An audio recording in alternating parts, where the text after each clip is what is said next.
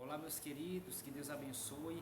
Livro de Números 33, versículo 9. E partiram de Mara e vieram a Elim. E em Elim havia 12 fontes de águas e 70 palmeiras, e acamparam-se ali.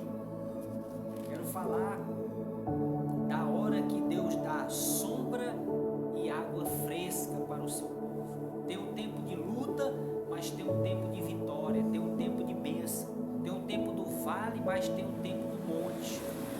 Esse texto sagrado revela alguns detalhes importantes da caminhada dos filhos de Israel pelo deserto. Após uma longa jornada de escassez de sombra e de água ao longo daquele deserto causticante, os filhos de Israel encontraram um verdadeiro oásis no deserto. Eles passaram a desfrutar da sombra das 70 palmeiras e da água fresca daquelas 12 fontes de água que encontraram ali. Após um período de escassez, Deus sempre prepara um período de fartura e abundância em nossa vida. Aprendemos na Bíblia que após a tempestade sempre vem a bonança, e após a escassez sempre vem a fartura e a abundância. Após a tempestade que assolava o barco onde Jesus e os discípulos estavam, veio a bonança.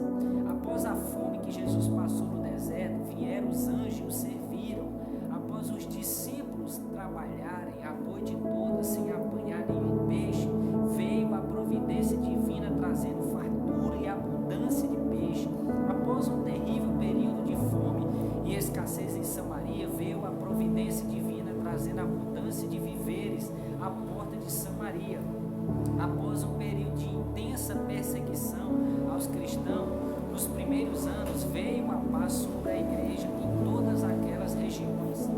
Após um período de dificuldade enfrentada nos seus dias, Isaac experimentou o milagre da provisão divina, e após um período de dificuldade enfrentada, a bênção do Senhor na sua vida chegou.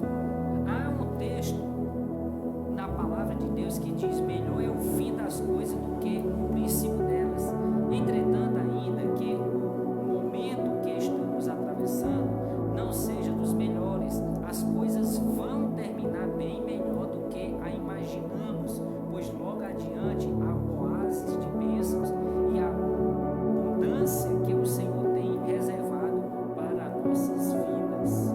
Então, a nossa vida aqui na terra, se você vê todos os servos de Deus na Bíblia, eles primeiro receberam uma chamada de Deus. Deus se revelou para eles. O primeiro que Deus fez isso foi Abraão. Deus escolheu Abraão e disse: Abraão, sai da casa do teu pai